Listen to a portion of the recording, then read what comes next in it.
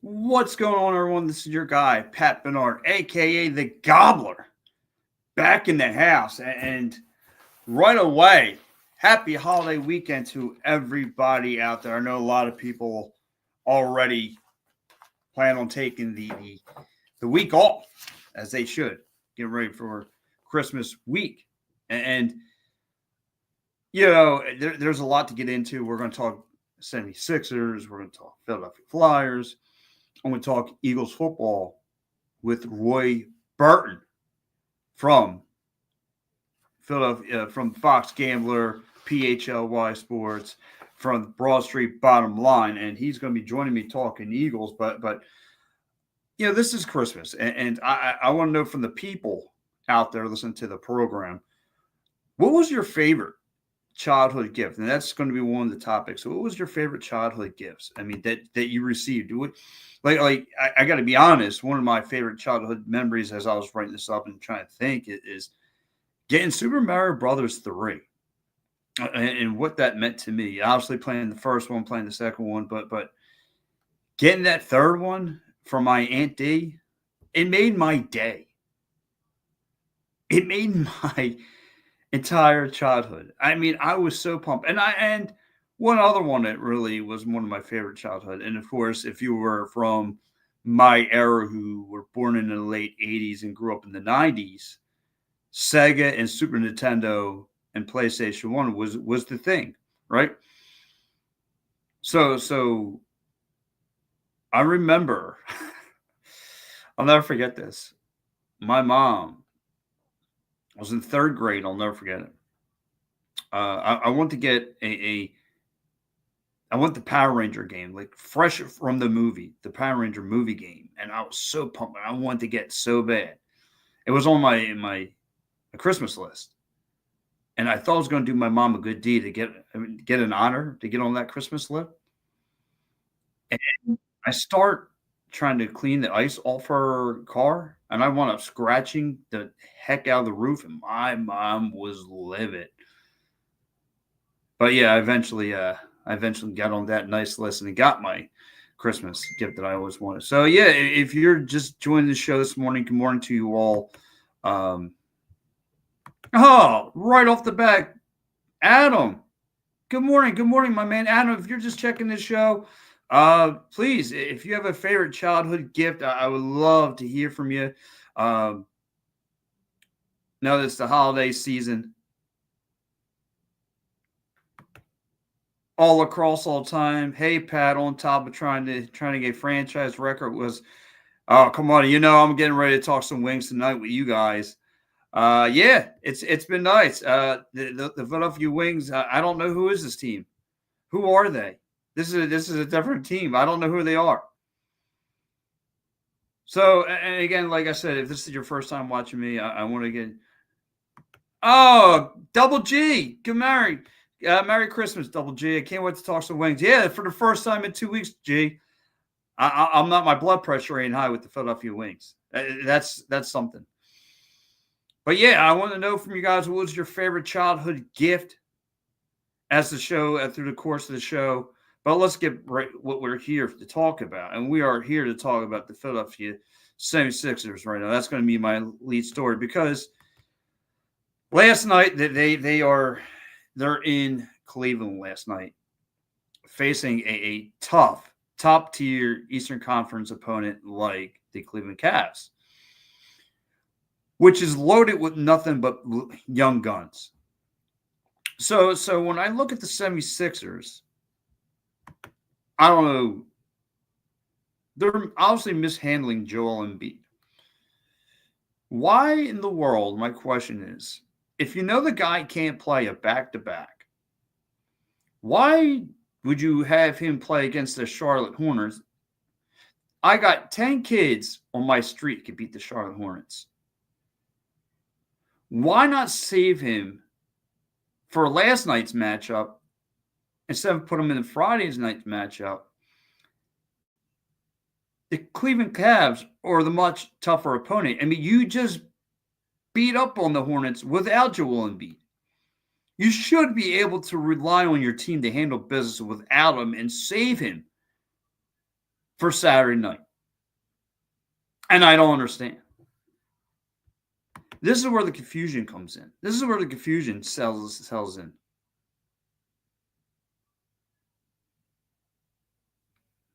Oh, here goes my man Gary. What's up, buddy? He says, favorite Christmas gift was a fold-up hockey net, hours of playing in the dry. Oh, man, you remember those days? You remember playing a street hockey? Man, like, Gary, like, that was the best summer gig, right? I mean, everyone's sitting there playing, in my era, playing stickball and street, playing baseball. But, man, a good down the, in the driveway, on the streets, right in the middle of the street. Nothing beats street hockey. Nothing. Man, these kids today, they don't have no idea, Gary. They have no idea about street hockey.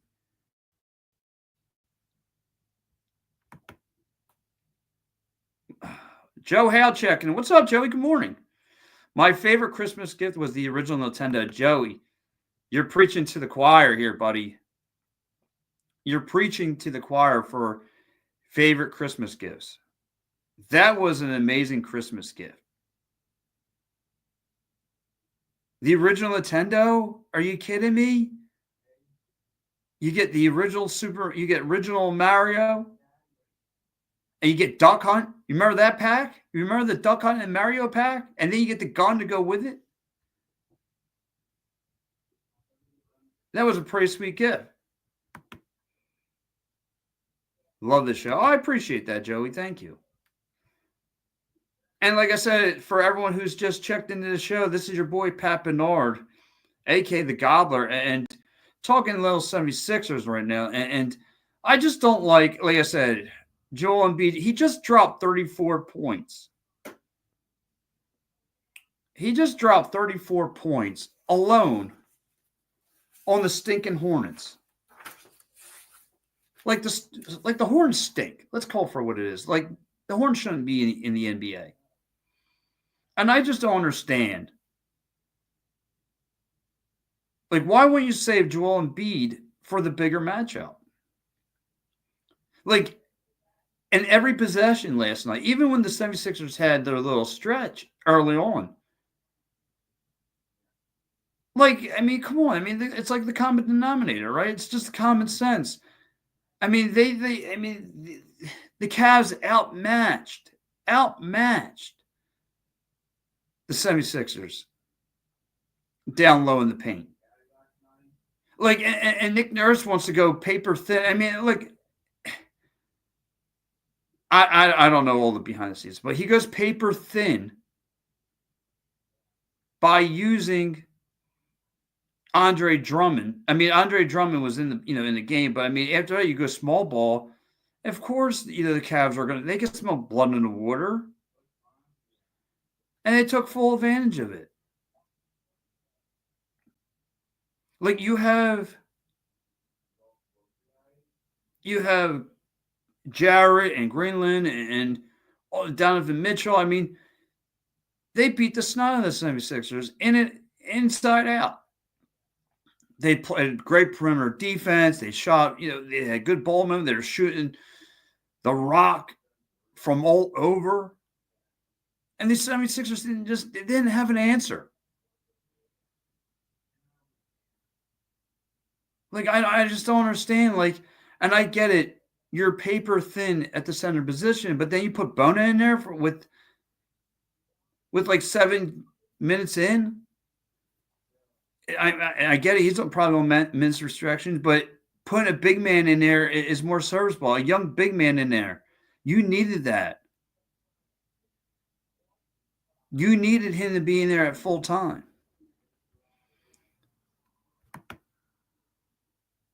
Adam says, favorite gift as a child was a basketball net out in the driveway and played all day and night. Adam, you're preaching to the choir. How great was summer basketball? I mean, like, just getting hoops. And Adam, I'm pretty sure if you're on like I said, I don't know how old of a man are you, but I'm pretty sure if you did this old school move, you get a crate, right? You cut a hole through it, you take it to a telephone pole, You put a couple bolts in. Oh, yeah. Now you got some street hoops right there. You got some real street hoops. I mean, that's got to show you how lazy I was. I mean, I literally grew up on Edmond Street in the Tacony area. I mean, Devereaux Playground was literally right down the street from me. And all I had to do is go, if I went to go play hoops, to go right there. But we wound up taking a crate, cutting the bottom of it out, and strapping it to a telephone pole. And we played some street hoops.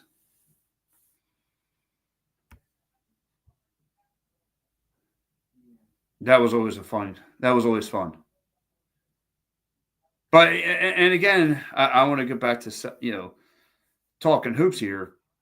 Speaking of hoops, I mean, Tyrese Maxey is literally going to is carrying this team on his back. I mean,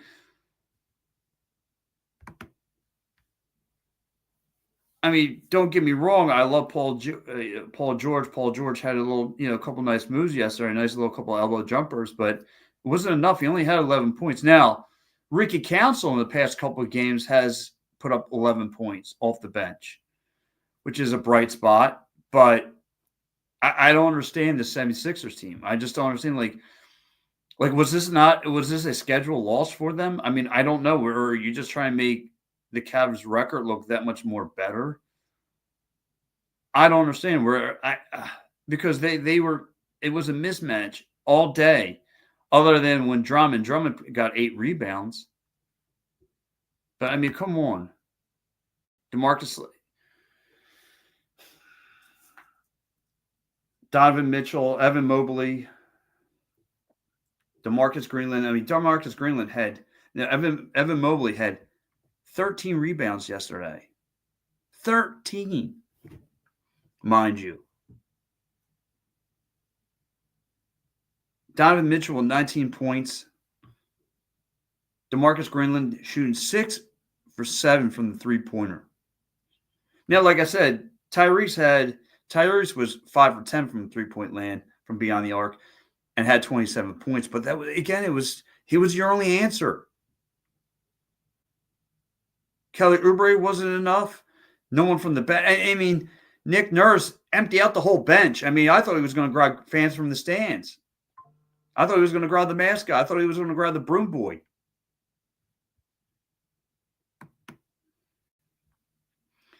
If they can't manage Embiid right, maybe they should shut down Embiid for the rest of the season so they don't get hurt. So they don't get hurt anymore. I don't know. It's funny because we've seen it, right? He's back to the mask. I mean, it's a shame for Joel Embiid. And a lot of people, right? This is like the Ryan Howard effect, right? Because Ryan Howard had the Achilles heel. Remember, he twisted at home plate and he got booed for it. Like, Joel Embiid is too vulnerable. And then when he gets mouthy with the fans on social media or whatever to defend himself, we ride him even more. But we all that goes away once we see the skill sets that he delivers on the floor. I just don't get it. Like, Joel Embiid has too much of an upside, but the injury bug that has surrounded this guy through his entire career is daunting him. But he said it himself this summer, he's not playing back teams. So why wouldn't you manage him for the bigger matchup against the Cavs? I don't get it. I don't understand.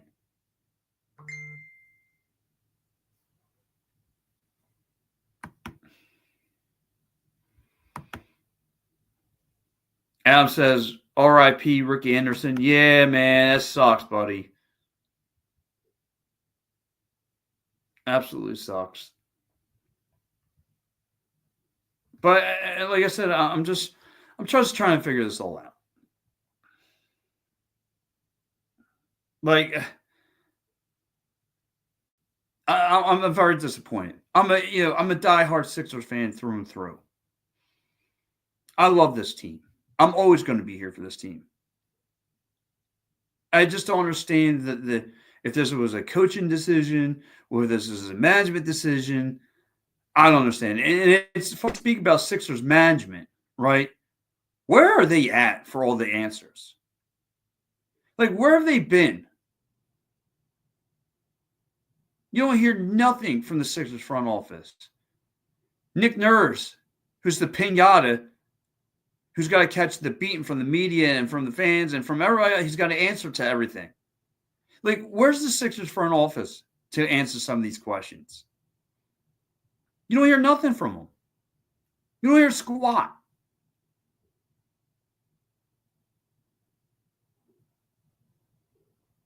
Like being paper thin at the center position. What's the answer to that? Do you not have any money at the G League level ready?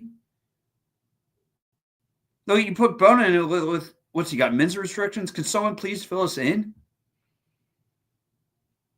I'm telling you, and I know people are. I don't want to get too much into politics. They're not happy with the move from the Wells Fargo Center down the center, down center, in town, right?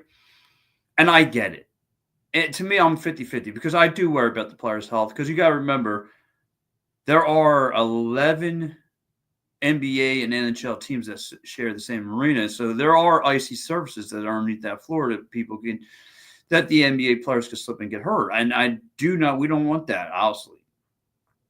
But, I mean, it's just the outrage of just trying to get to the 76er game is just going to be a nightmare. It's going to be terrible to get down there. But yeah, good morning to everyone who's just checking to the show. I'm your host, Pat Bernard. This is the Pat Bernard Show. Talking 76ers this morning, and through the course of the show, I want everybody to kind of chime in and tell me, what's your favorite childhood gift? What lit your eyeballs when you were a little guy or a little woman, little girl? What lit your eyeballs?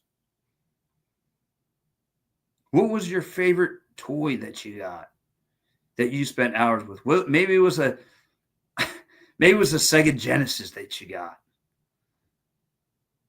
Maybe it was a fishing rod that you couldn't wait to get your hand. Like, I don't know.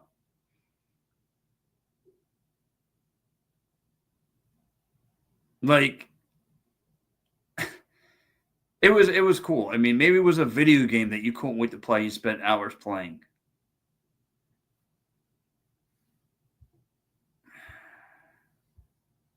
Oh, TK, my man Tom Kelly, checking to the program. He says the best damn program out there. My Red Rocket is in the air right now. Oh, yes. Yes. Well, you know what? Sunday mornings for letting the pants down there, Tom. You just chill with no underwear. You gather up and you watch the Pat Bernard Show. There's no reason to have your pants on when you're watching this program. But in time, you're just checking to the show. Also, we're talking 76ers, and I'm about to flip it to the Flyers.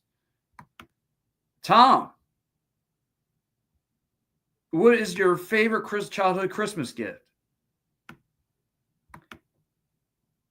That is the course of the show. That's going to be going on through the course of the show. I want to hear from the fans. I want to hear from you guys and you ladies.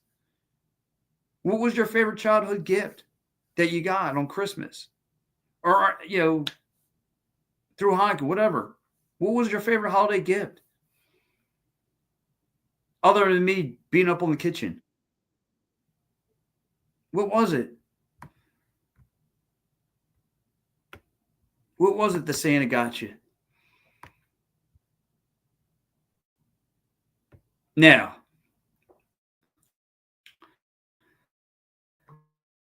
let's flip this bad boy. And before I go any further on to the Flyers, just remember the Spurs come in on Monday. And I don't want to mush his last name because I'm good for doing that. But that kid Vic, I don't want to butcher it, but they're going to have his hands. That kid's starting to come around, averaging like 27 points. Like, that's a big boy. He's got real lanky arms.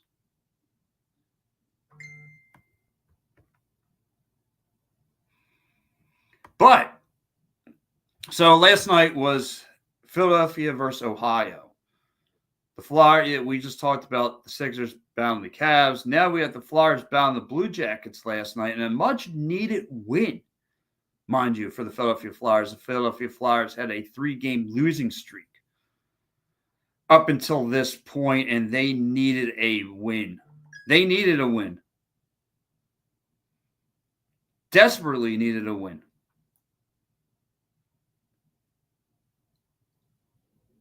The Philadelphia Flyers desperately needed this win. And they got it. And it was a overtime thriller. The Philadelphia Flyers have to be one of the toughest teams to face in overtime. Like they're nasty. Like they're hurting a lot. Like you've seen it. Like Owen Tippett comes up huge, getting his 11th goal of the season, 10 assists. Like he was a playmaker. The connection between him and Morgan Frost last night. Oh my Lord. Morgan Frost getting a pair of goals last night. And guess who was right there on the assist chart? The chart. There's Owen Tippett.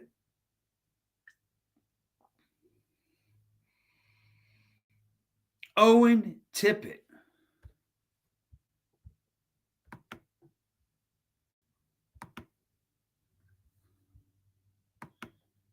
Owen Tippett making things happen.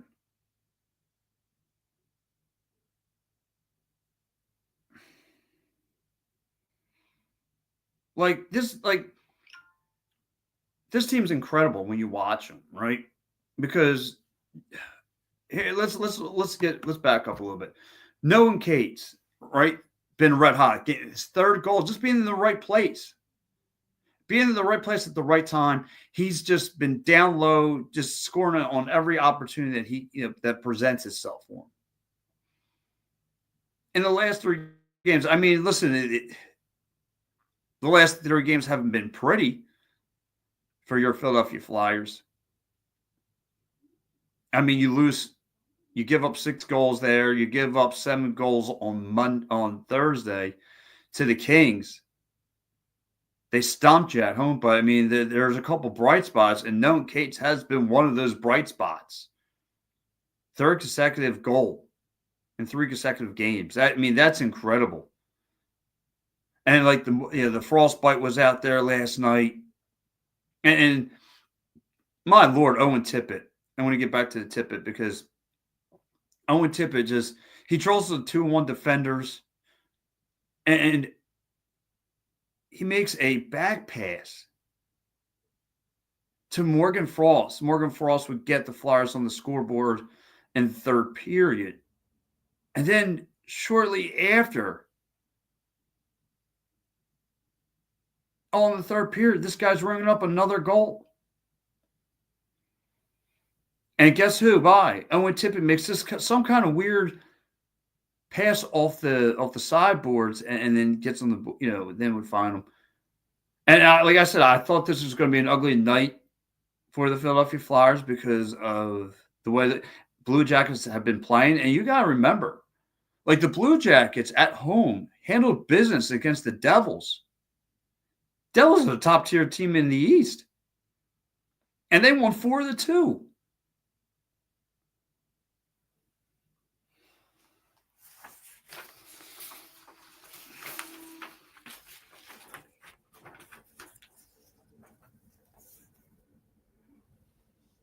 They won 4-2.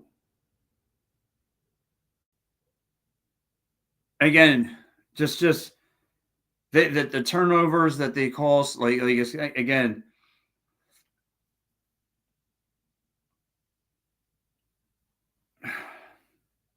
it just the Flyers had a couple of difficulties with the turnover possessions yesterday, and the Blue Jackets made them pay the piper.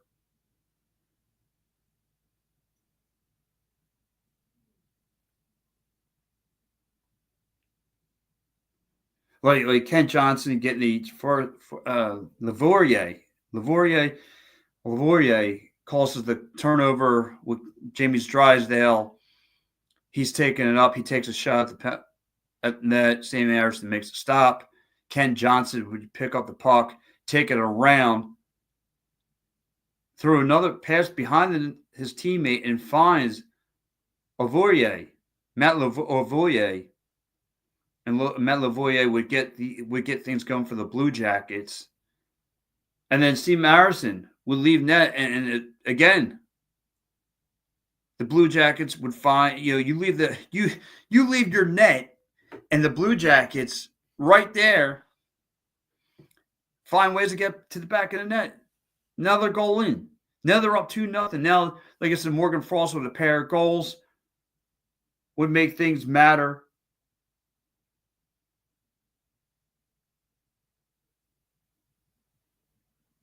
Like I said, the Owen Tippett and Morgan Frost connection was really good. Tyson Foster would get on the scoreboard. He would contribute. He's scored in back-to-back goals.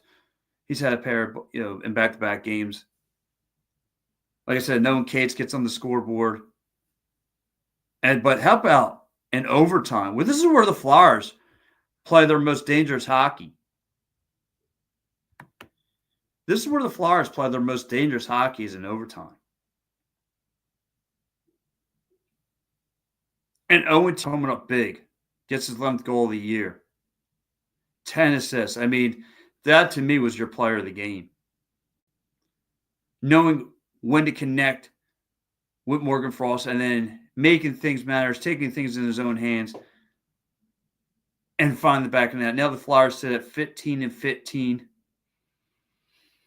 with 34 points, but they got a lot of work to do. Like, the 3-game losing streak really hurt this team. Because, believe it or not, Ottawa is playing really good hockey right now. And they got 38 points. So the Flyers have a big hill to climb.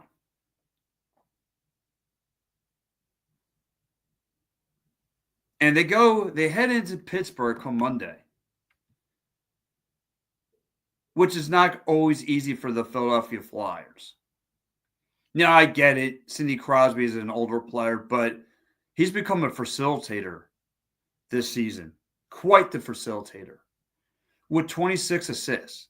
He's only got 9 goals, but Crosby can do Crosby things, especially, again, if there's ever a kryptonite to the Philadelphia Flyers, he's the guy. He's been the Flyers' kryptonite for the past 14 years. For the past 14 years, he's been the Flyers' kryptonite. Even more so. Maybe the last 18, I would say.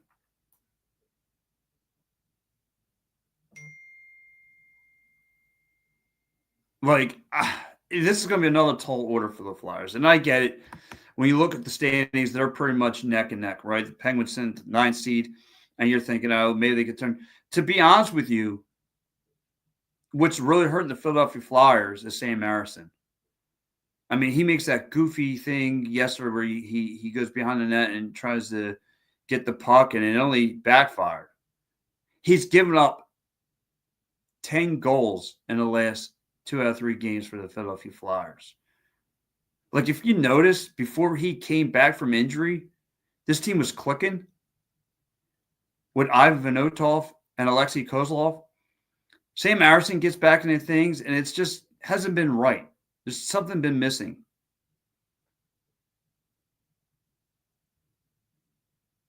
And now listen, and people will tell you, when I used to work with EOP, I was a Sam Marison guy. I defended him. But I see this team is better without him. And maybe he'll come into his own in a few weeks from now, hopefully. But if the Flyers want a playoff spot or fighting for one, you need to get him out of the lineup. And I'm sorry. I'm sorry to Flyer fans out there that love this guy. But my eyeballs tell me you're better off with Ivan Vanotov. That 6'7" body of work. Money can't buy it. That's talent.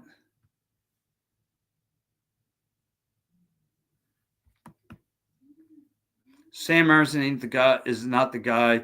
They need to get rid of him. Yeah, listen, and Adam, I was wondering that. I was wondering how he was going to be coming back from injury. He missed a significant amount of time, which only made Ivan Fedotov and Alexei Kozlov better. The chemistry between the two, the 1-on-1A. Like the team was at the 6th seed. Now they're at 10. He's given up 10 goals in his last 2 appearances. 10. That's a lot in 1 week. He's the link wing. He is the weakest link. I don't understand.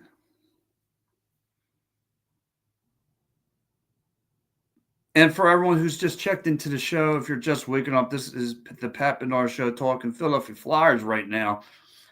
And, of course, through the course of the show, I need to know, what is your favorite childhood gift? What was it?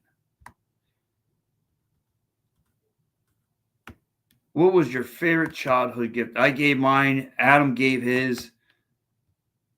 Gary Group from All Across All the Time gave his. What was your favorite childhood gift? Was getting a pack of Army men. Joe Howes checked into the show.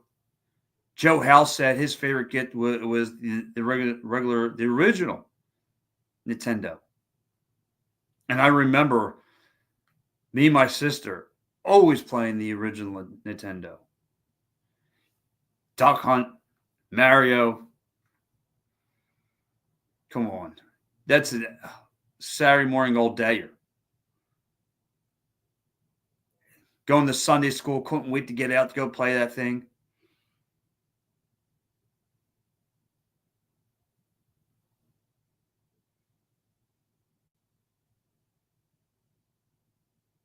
But anyway, look, talking to the Philadelphia Flyers. The Philadelphia Flyers crack a 3-game losing streak that needed to be done. And they did. You know, and there was games that they could have won. Like, you should have beat the Red Wings. You should have beat them. I was already expecting the loss against the LA Kings. The LA Kings have been playing really good hockey. But there's really no excuse for fatigue, right? Because LA Kings came in from Pittsburgh. We're coming in from Detroit. But the Flyers played they played solid hockey. They just were getting thumped on the scoreboard. You gave up 7 goals. You gave up a touchdown.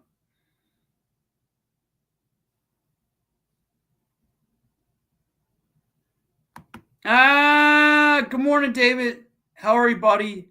You can't put it all on the goalie. He can only do so much. Yeah, but Dave, in hockey, guess what the most important position is? Goaltending. And he falls on it. He's responsible for the pie chart. He owns like 65% of that pie chart. And 10 goals, Dave. I mean, the defense has been there. The same defense has been there for Fedotov, Kozlov. You're giving up goals, man. It's not good. My dog. My man Sal. Guys, check out my man Sal on all. Well, it's a Rap Sports Network. My dog right here. Flyers need a goalie, 1D and 1C. Oh, they need a 1D, huh? I'll show you. Listen, and like I said, the Flyers need help. Again, they head out to Pittsburgh. They're getting ready for their West Coast trip. They just played their last home game of this year at home with a huge overtime thriller. I will get the Flyers that. I would tip it's one of the most I mean, not Owen Tippett. The Flyers are one of the most dangerous teams in the overtime when the games fall into extra hockey. Owen Tippett, 11 goals, 10 assists, looked really, really sharp. Nolan Cates playing red hot hockey right now. Morgan Frost delivering some frostbite, playing really, really well. And like I said, if you guys are just checking this show this morning, good morning, David. Good morning, Sal. What was your favorite childhood gift? I'm curious. I'm curious to know what's your favorite childhood gift that you got on Christmas? Like I said, mine was Mario Brothers 3. I was thrilled to get Mario Brothers 3. And if you guys ever saw the first Power Ranger movie, and yes, I am a 90s kid. So when the first Power Rangers movie came out, they made the video game, and I couldn't wait to get to it. I mentioned this earlier, and so I tried to get brownie points on that Santa good list, nice list, and I wound up going on the naughty list when I tried to clean ice off my mom's car, and I wound up scratching the roof. And she introduced me to her fist, which wasn't easy to get over, and a couple shoes. So, but anyway. But yeah, I eventually got the gift, and yes, made my Christmas.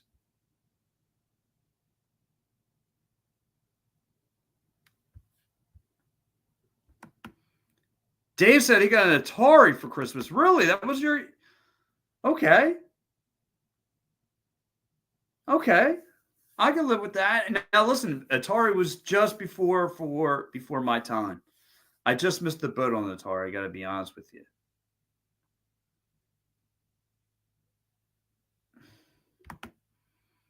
Sal says, old school Nintendo. My dad then took me to the store the next day to get a bunch of games because the felt bad. Yeah, only came with one game. You're right. But remember, Sal, and Joe Hal brought this up, another listener. Remember, the one game that you probably got the Nintendo. You probably got Mario and Duck Hunt to go with it. And Duck Hunt was obviously one of the best toys you can have. But listen, I'm going to flip the script. I just got done talking Sixers. I got done talking Flyers. But I got a man that really needs no introduction. I mean, he is the man. He's probably the coolest guys I've ever got to do shows with. You've probably seen him on Fox Gambler. You've probably seen him on PHLY. He's from the Broad Street Bottom Line. And to help me talk some Philadelphia Eagles to make sense of everything that's going on with this year, here's my man, Roy Burton. Good morning, Roy. Good morning, Pat. The check's in the mail, man. Thanks for the intro. Hey, listen, Roy, we got to talk a couple things here. Sure. Before I do here, it's a holiday weekend and it's Christmas, so I got to know, what was your favorite childhood gift? I mentioned Mario Brothers 3 for me was set the tone. I mean, getting that thing delivered by my aunt. I mean, I had tears of joy come down my face. I mean, Christmas. So that was my favorite. What was your favorite childhood Christmas gift? Ooh, that's a good question. I'm probably gonna go with the Sega Genesis. When the Sega Genesis first came out, Sonic the Hedgehog.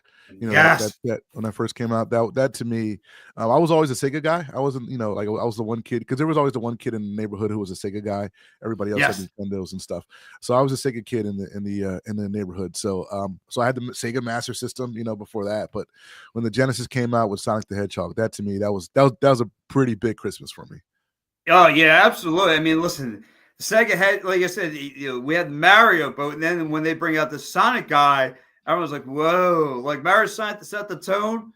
But when you got Sonic, this new improved, Hedgehog doing things, and better than Mario, we're like, wait a minute, hold on, pump the brakes. Right.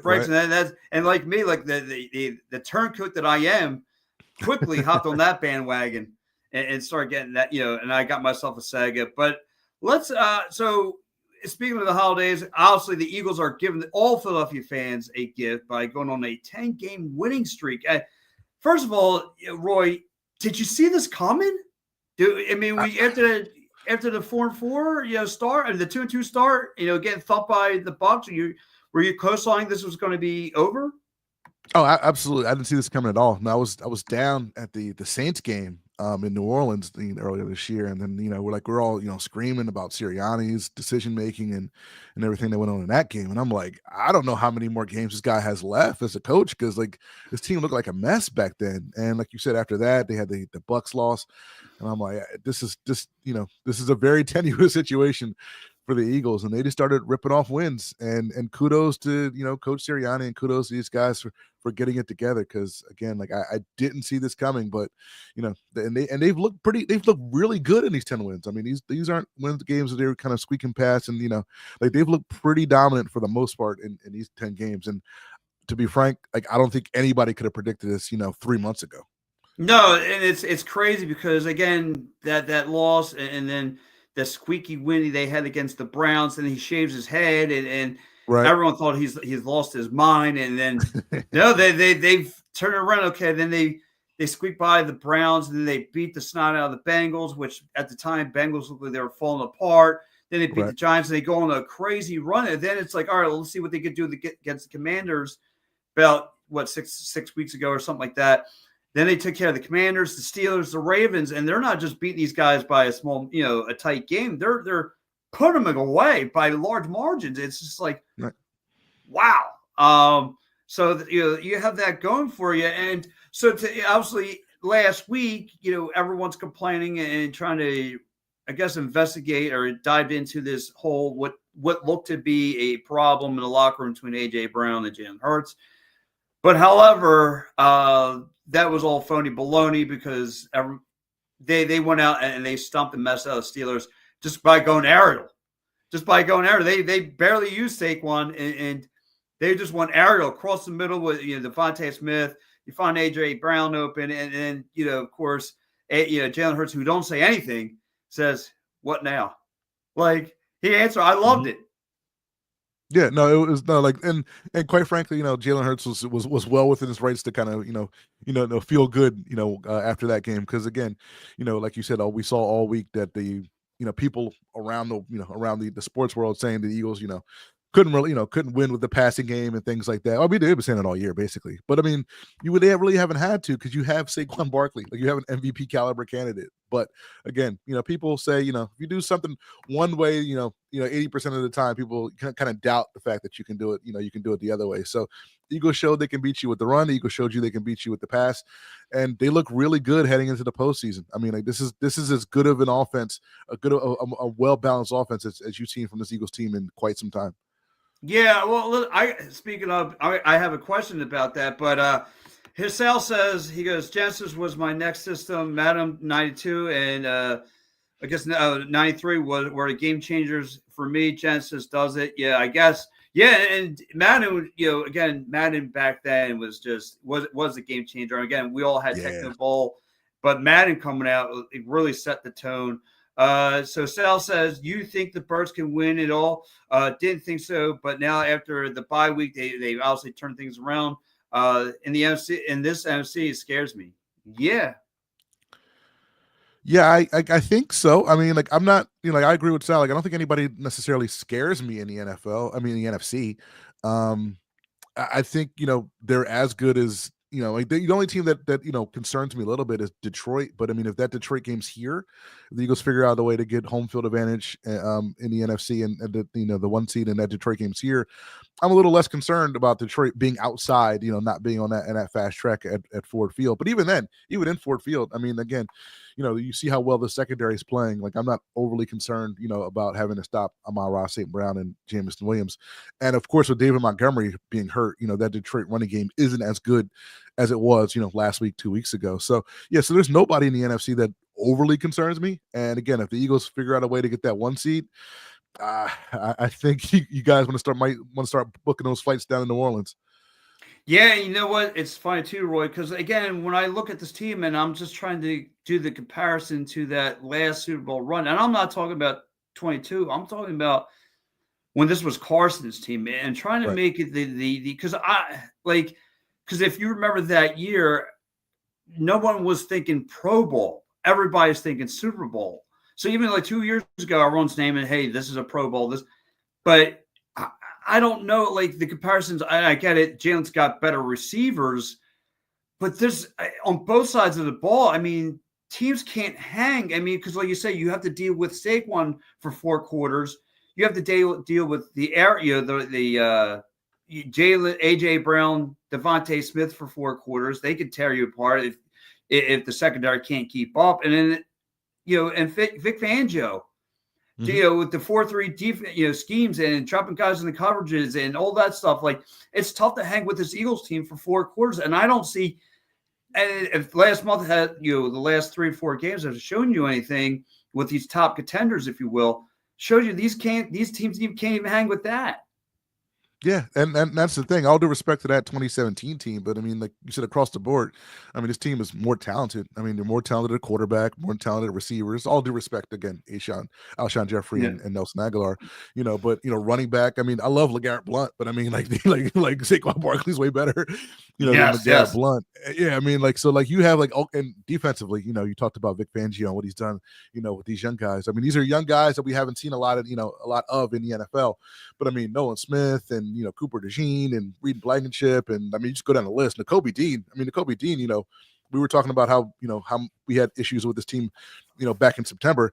Nakobe Dean, you weren't sure whether or not he was going to keep a starting spot, back in September, and now he looks like maybe a Pro Bowl caliber linebacker next to Zach Bond. So so talent wise, this team is I think markedly better than that 2017 team. And like you said, like you didn't have a lot of Pro Bowlers on that team, but you have a ton on this team, and you have this much talent on this team, and these guys who kind of realize that this window, these windows don't stay open that long in the NFL. So I think these guys realize that, and they know that this is the year that they can strike and make something happen. Yeah, and again, it goes back to up top, right? It goes back to Howie. And again, it's funny because when Howie makes a boneheaded move as far as a coaching hire, and so like everyone's ready to ship this guy out of here, like to snap my fingers. But when this guy who's again brings in Vic Fangio, brings in Kelly Moore and so forth, like the coaching on both sides of the ball has been really, really, really good. And again, the Eagle fans now have found themselves really, really, behind this team. And you mentioned a couple players, on that defensive front, but like the Eagles can have an injury and it's no problem because you still got Zach Bonds, you still got the Georgia Bulldogs up front. You still have so many, they have so many answers. It's crazy how they shut down everyone's run game. They can't, every quarterback has problems trying to find someone open. I mean, what's the biggest takeaway you could take from this defense, though? That's a good question. I don't know if it's necessarily just one thing. I just think Vic Fangio has these guys playing, everybody's playing up to their strengths. Like everybody's playing, in positions that benefit them well. I mean, like you have now Nolan Smith, kudos to him. I never thought he would be like an every down, edge rusher, but look, Nolan Smith again, he's been able to kind of fill in, with the loss of both Bryce Huff and Brandon Graham to be fantastic. So he's in a good spot to kind of, to fulfill his, his ultimate destiny. Nakobe Dean, downhill tackler. It's like, just read and react to the ball. He's been fantastic. I don't know if it's one thing specifically. I think it's just like he just knows he's figured out a way scheme wise to put everybody in a great spot. Cooper DeJean, as your slot corner. These guys are just playing in their good spot, spots they're supposed to do and play well. So I don't know if it's anything in particular, but like everybody's just, everybody knows their role. Everybody's, capable of playing in their role, and everybody just, kind of rolls with the punches and does what they need to do. Joe Hal says, I think Kellen Moore has done a good job. I believe he'll get a head coaching job somewhere else. I don't know if Kellen, I don't know what you feel about that, but I don't know if he's a one and done. I mean, his offense looks good to very good. But we still have issues about, their first quarter starts, right? Like this team doesn't score points in the first quarter. They just scored 10 points in the first quarter last week and almost passed out, on my couch because it didn't happen before. Yes. think it was like 17 point total first quarter points in before heading into last week's game. So I like this often, like like a Ben Johnson in Detroit, like he's going to be a guy who's going to get a job, right? Because that offense is fantastic. Like that's a guy who I know is going to get a job. I don't know necessarily just off of this year if Kellen Moore is going to be that that one and done guy who gets a job. But that being said, if they make it, a deep run in the postseason, then all bets are off. And if there's 4 or 5 jobs open, which there probably will be, then he might be a candidate. Well, he'll definitely be a candidate, but I don't know if he'll definitely get one of those jobs. No, I can't see him again. We all kind of know, and I love Dougie P, but I don't think he's going to be the head coach of the Jacksonville Jaguars come next year. But still, I mean, I looked at Vic Fangio, like, all right, well, he might be a top candidate to go somewhere, but he's not a great head coach, but he's a hell of a defensive coordinator. Yeah, Fangio's he's a lifer. Some guys are just made to be DCs, right? Like some guys are just made to be position coaches. Some guys are just made to be coordinators, and some guys are just made to be are made to be head coaches. I think Fangio at this point in his career, his life, or whatever, he's just a defensive coordinator, which is fine. Which right. He's a fantastic defensive coordinator. I don't see Fangio going anywhere for sure. I think he's however many years he decides to stay in this, stay in the league. I think he'll be a DC. Hopefully, all those years are with the Eagles, because if what we're seeing is any indication, he's got the pulse on this roster. Yeah, listen, he does. He's definitely got the pulse on the roster. Now, let me ask you a question. Now facing the Commanders have a little taste of what the Eagles are going to throw at them. Is this going to be this game coming down to the wire to you? I don't think so. I'm trying to see if I'm reading this wrong. The Eagles, I mean, like the Commanders had that late touchdown to Zach Ertz last time that kind of made the score a little bit closer. But no Austin Eckler today, right? Austin Eckler's out. Right. Last game, like it was a whole bunch of the Jaden Daniels work was, or his completions were check downs to Austin Eckler, right, and passes over the middle to Zach Ertz. Ertz is questionable as far as I'm still aware of with the concussion from last week. Eckler's out, so Robinson's going to get some of those touches, obviously, because Brian Robinson's going to get those touches because he's basically he's probably their best pass catching back out there. But I mean, if you're down Eckler and you're down maybe down to Ertz, I just don't see offensively. I don't see how the Commanders are going to be able to move the ball. I mean, they kept Terry McLaurin in check pretty much last game. Yes. So if you get another repeat performance like that from Quinyon Mitchell, I don't see how the Commanders hang around. Like I see the line. I think the line moved down to -4 in favor of the Eagles. I think the Eagles are clearly better than the Commanders. I know the game's on the road, but I mean, I think this team's easily a touchdown or more better than that Commanders team. Yeah, absolutely. And again, if they can have another walloping performance like they've been doing, and again, shut every star player that they see, and the quarterbacks like Jalen Daniels, again, a kid that's coming up, he's got a nice arm and all that stuff. But again, you saw last week with Russell Wilson looks again decent in the first quarter, but the Birds just shut you down. They just shut down. They make it hard. Again, the man-to-man coverages, it's hard to get through, especially with these young bucks like Quentin Mitchell, who just wants it, who wants to make a name for himself. Even the little scruffle he got into last week didn't throw them off or anything. They didn't change the mindset. Like they come in and they get their jobs done. Yeah, no, exactly. Like everybody kind of like I said, knows their role. They go out there, they execute.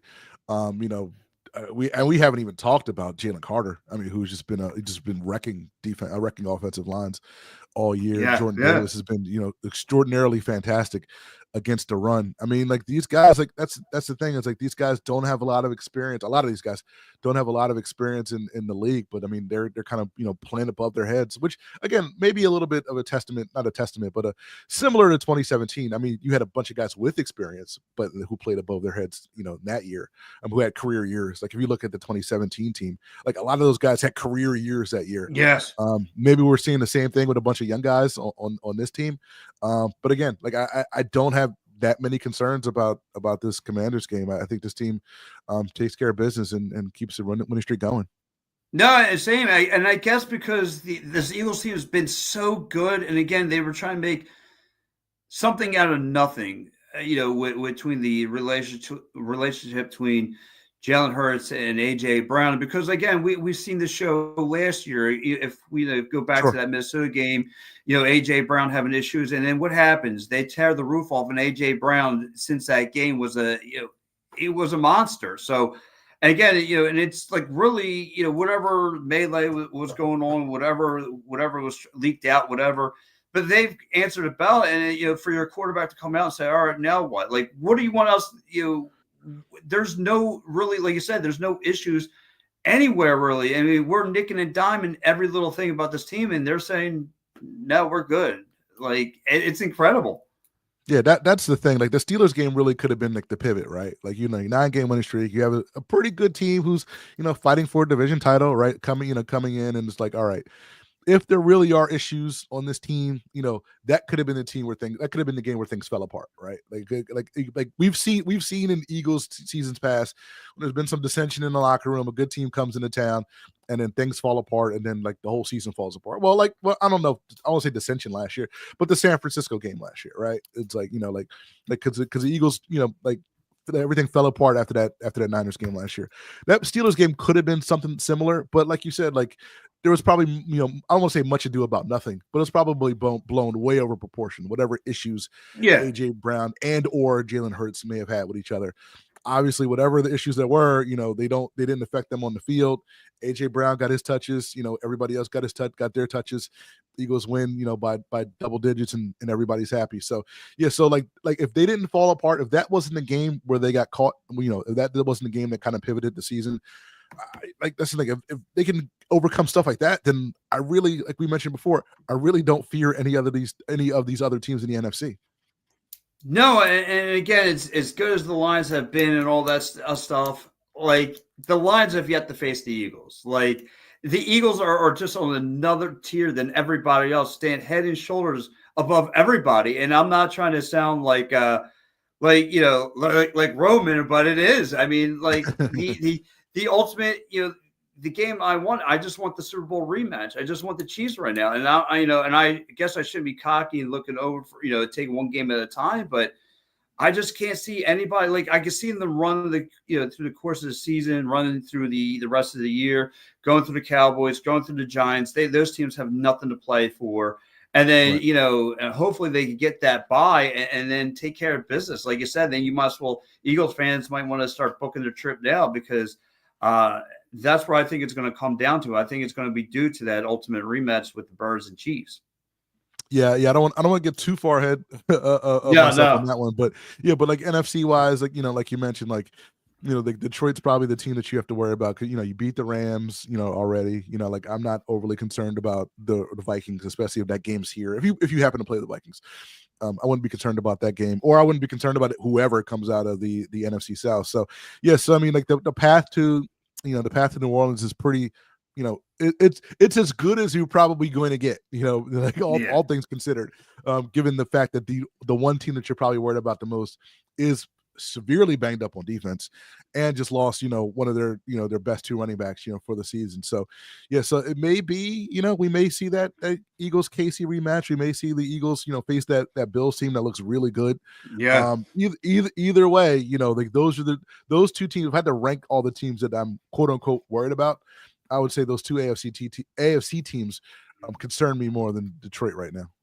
Yeah, I think so too. Like I said, those would probably be the only three that you have to keep your eye on. It would probably give the Eagles their best, the best fight. But I'm feeling really good right now. Again, when they were going through October and they're putting away, like I said, all the bottom fears, if you will. I'm like, all right, let's see them against stellar competition, and then they go through November and they're coasting through, and it's like, wow, it's like I said, an eye opener. So now, like I said, they get into another scrub. They're like last week, right? You see this team getting dinged up.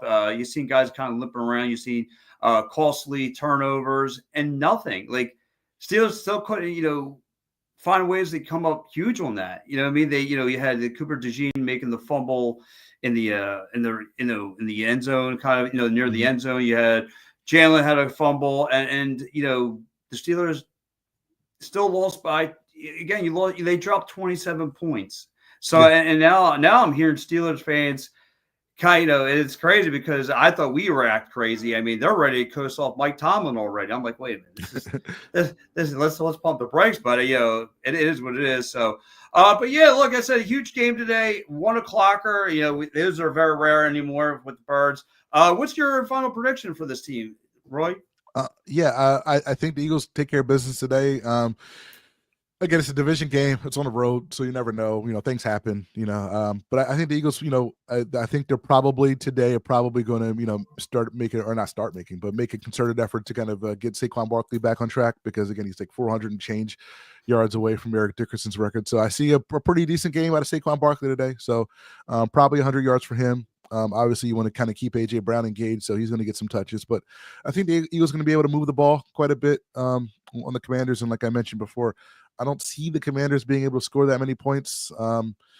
If I had to put a number on it, I'd probably put a similar number to what the score last week was. A 27-14, 27-13 against the Steelers. Mm-hmm. I think it's about the same range. I think this Eagles team is double digits better than today's Commanders team. Yeah, well, absolutely. I think the Eagles are going to win again, another big margin. Probably, again, to me, would probably be somewhere in that 27-14 range, somewhat like last week. I don't see the Commanders having too much fun out there, especially at home. I think this Birds team just goes on come on, Ryan, that's a little bit crazy. I don't see the 34-27. He says the Birds. I can't see the Commanders even putting that up. But yeah, it should be a fun game, no doubt. And that's what I have. You have. Roy, I got to ask this. I ask this to every guest I have on the show. Meal of the day. Ooh, today specifically, or just yes, meal of the day. That's a good question. I mean, it's a football Sunday, so it's probably going to be like pizza and wings. I haven't figured it out. I figured it out specifically. But yeah, we'll probably do a little pizza and some hot wings today for the game. Yeah, see, you're a pizza and wings guy. So now I'm going to bust out some chicken and mac, because I have to, because it's probably come Christmas. It's going to be nothing but a lot of pasta. So that's good point. That's a lot of pasta. So yeah, I'm going to definitely get my carbs in either way. So, but yeah, it should be a lot of fun though. But listen, guys, Roy, where can everyone find you at? Yeah, sure. Please give me a follow if you can at the BS Line on Twitter. Again, I'm there talking, Eagles and Sixers and Phillies and, wrestling, as Pat knows, so please give me a shout over there. You can also hear me periodically on Fox Sports The Gambler, where I cover fantasy football for those guys over there. And I do some Sixers freelance stuff for PHLY Sports. So you can check that out at PHLY Sports on YouTube and allphly.com. Well, there you go, guys. Again, right after the show, I will give links where you can find Roy. Guys, give him a follow on Instagram, Facebook, wherever, Twitter. Very, very knowledgeable guy. I love working with Roy, especially like talking old school video games and wrestling. That's right up my alley. We could talk all about that. But we'll say that for another show. But listen, Roy, I want to say thank you so much for taking a little bit of time to join me on this Sunday morning. Thanks, Pat. I appreciate it. Thanks, buddy. Guys, that was my guy, Roy Burton. Guys, give him a follow. He's such a great guy, guys. I mean, I love him. It's so knowledgeable, so much fun to work with. Eagles, you heard from the man himself. Not too much to worry about. We're not trying to pick apart this game and trying to get heavy depth about what to do, what to think about. There's not much. It's become like the broken record with the Eagles just tearing up teams.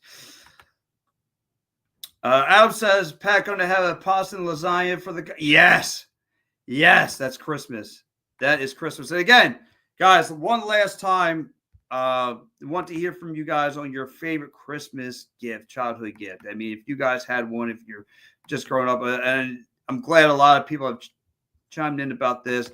A lot of people are saying Madden. Like, you heard my man Roy, you saying Sonic. I told you Super Mario 3 was it for me. Guys, I mean, what is it more for this? What do you guys want? What did you guys have? What was your favorite gift?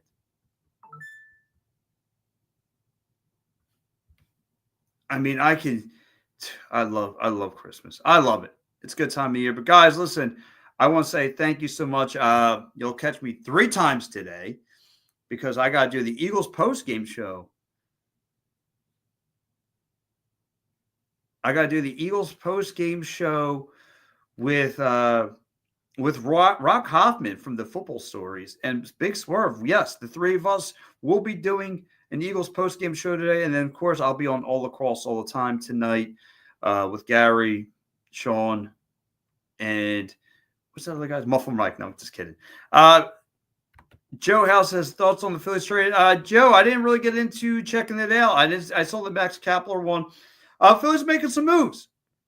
And I'm very excited to hear about the Phils. The Fighting Phils actually doing something because they've been laying in the weeds after the big signing of Juan Soto going to the Mets and the Yankees making some moves. And the Phillies kind of been quiet. So, but they made some moves. I'll check them out once I get home and do my research and all this stuff. But yeah, listen, the Phillies are making moves. The Union are making moves. Very happy. The summer teams are making some moves. The Philadelphia Wings win back-to-back games against the Desert Dogs. Very happy about that. All that to cover and more. But, guys, I want to say thank you so much. Again, guys, check me out later on today. Eagles postgame show. I'll be right back here on the Stream Punk Entertainment. I want to say thank you to everyone. Adam, Joe, Hal, Ryan. I want to say thank you, too. And, guys, thank you so much. This is Pat Bernard, the Pat Bernard Show, every Sunday morning right here at 9 a.m. Guys, thank you so much.